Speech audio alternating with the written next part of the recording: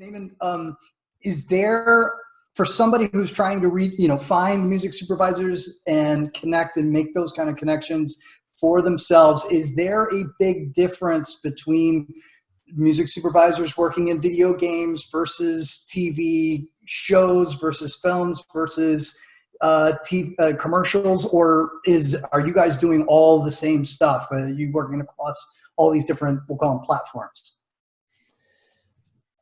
It's a mixed bag, really. I mean, in my experience, like for trailers, for instance, there's everything from independent music supervisors like myself to music supervisors who work in-house at big trailer houses. For TV and film, a lot, unless they're in-house at a studio or a network like an NBC or a Universal Pictures or something like that. A lot of the independent music supervisors that work in those spaces tend to kind of cast as big a net as they can. But if you've kind of come up in TV, you know the contacts for TV, and maybe you've done some films, so you have some producers, directors that you've worked with in the past, and maybe you pick up a film or two a year, and vice versa. If you do mainly bigger films, but you pick up a show here or there. Trailers and marketing seem to be a little bit more siloed because they are a little more, I don't know, in my experience, they're a little more different from the TV and film world. When you start dealing with marketing, you start dealing with the marketing firms, and ad agencies are even their own thing when you get into brands. So there is a bit of segmentation, but yeah, music supervisors, especially independent ones, like me, for example, I try to get my hands in everything just because I enjoy the nuances of all the different areas.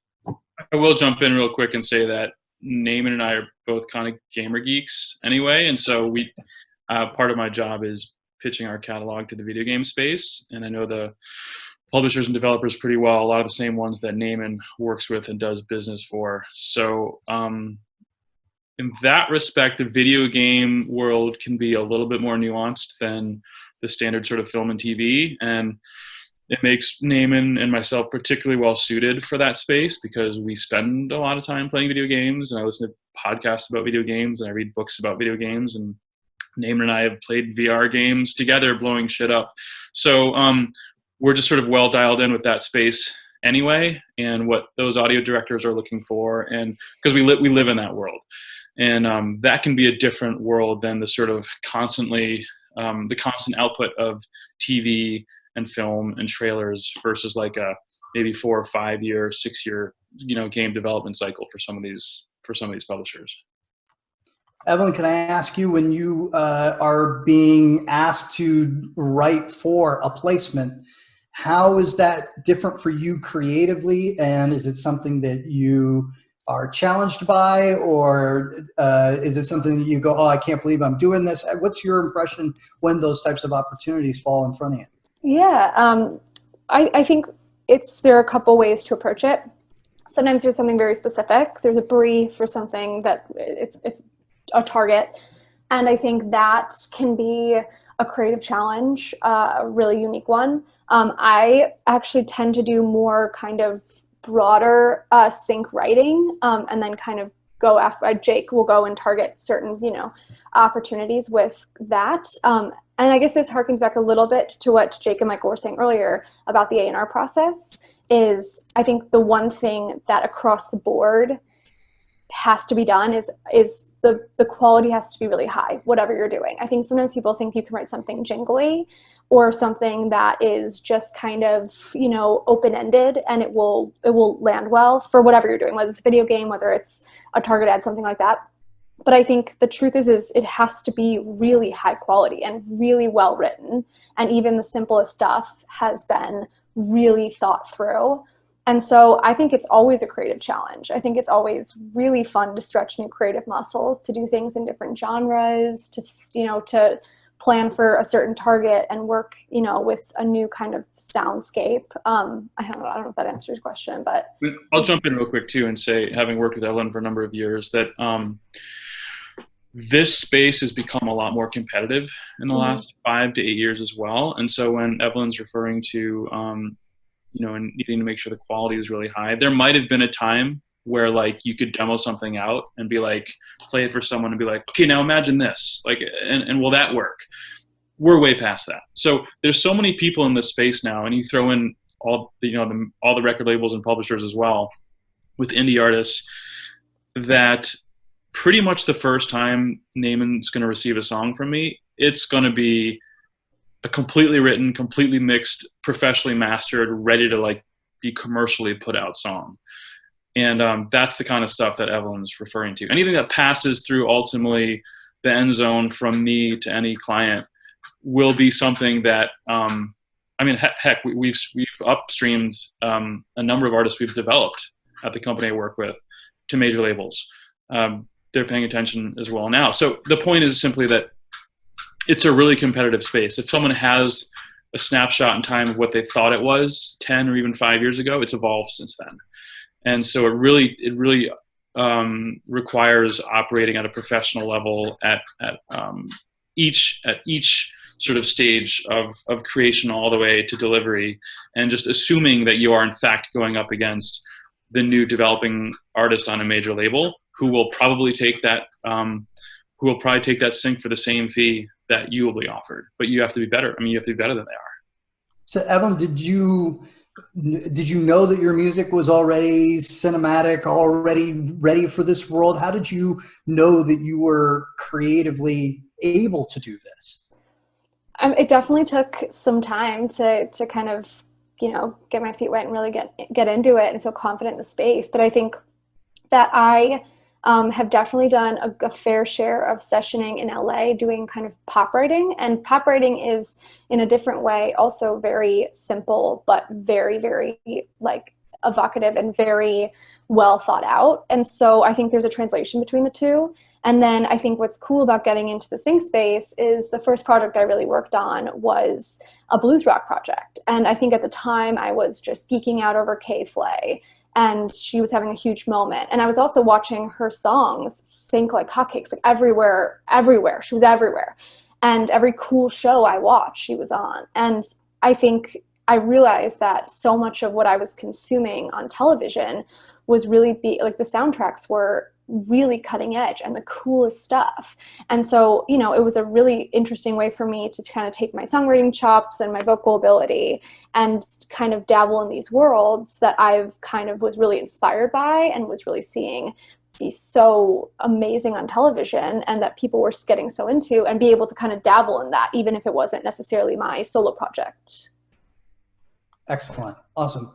Michael, Jake had mentioned earlier that it's getting to be very, very competitive. Are there any trends that are happening inside sync, or things that media is looking for that you and your artists are able to take advantage of now that to help you kind of cut through some of that competitiveness that's going on now? That's actually what I call and ask Jake every week, because my job is, to trust my team, right? And Jake is a very integral member of the team. One of the things that certainly helps, right, along the vein of this, is when my artists have learned production and are very good at doing production on their own, have built their own studio, are able to go work on something where if we get a call in the morning that goes, hey, I need a song by tonight, right? Can you turn this around? And you're writing a song from scratch and producing a song and getting it mixed and getting it mastered and delivered within a day. That's kind of where we need to be at for most of my clients. And luckily now they've been in a position where they can do this. I think, one of the hardest parts for me to tell a lot of my clients and to remind them is that a lot of times in this world, it's almost like how I picture actors feel, right? So you could be a phenomenal actor and you go out for a casting call and you're going to a call every single day, and maybe you're going to 2 a day and maybe you're going to 3 a day, and you just get told no all the time, right? Every single time. And you get that one, and that one is a super big win, and you end up on a sitcom or whatever that is, and that's wonderful.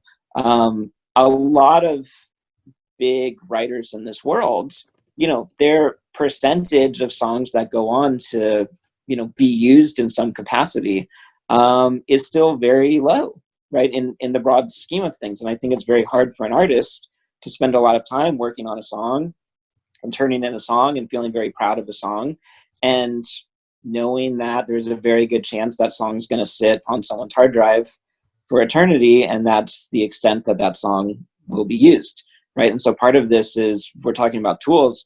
Part of the tools is just, kind of the morale of going, hey, this is a battle of attrition, and you're going to get out there and you're going to make a bunch of songs. And I've had plenty of cases where those songs, a year later, people go back and go, oh, you know what, now this is kind of a hot artist, or the sound's changed a little bit and we need something that's whatever, a little darker, and your song's from it, and we can go out and pull that stuff, right? But yeah, to wake up every day and work on these songs, and then, no. But you get that one big win and it makes it all worth it, right? And even developing artists are very much in the same boat sometimes as very big established artists.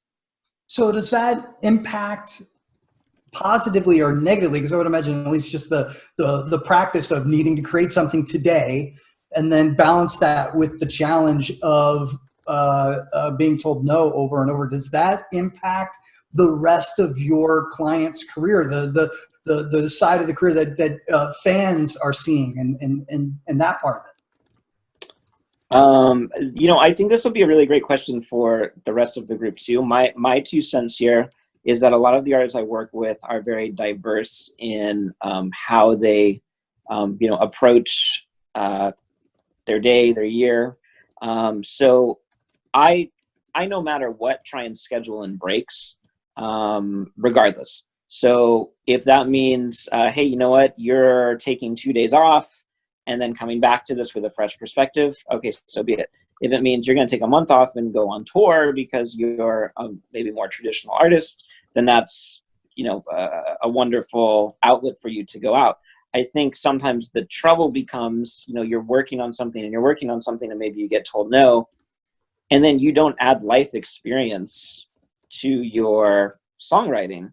That can become a very difficult place to keep going, because you may just keep working on songs, but something has to be different, right? And very often that thing is just living, right? Having experiences, having something to talk about, having a different perspective on something. So part of my role is I very much encourage that with our clients.